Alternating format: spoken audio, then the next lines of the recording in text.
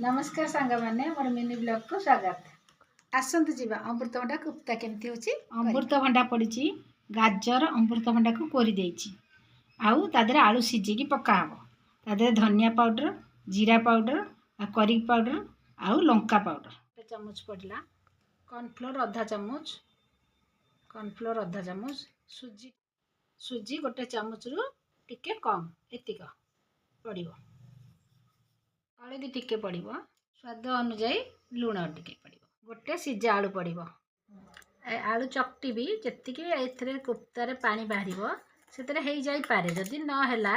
तले टिके पानी देबी ग्लास पानी नेची ग्लास पानी लागिबोनी पका पका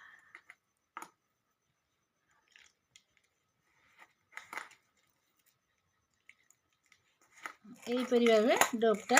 हेई जबो एमदी पानी लगे के हाथ रे एमती सेप देबो एमती सेप देबो जे गोल कले करिवो न एमती लंबा भी एमती करि परिबो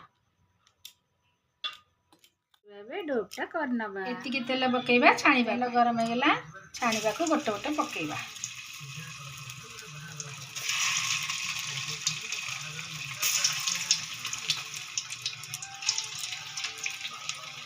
जेतिकी ता देरे हबो बेसी पकेले लागी जीवो भांगी जीवो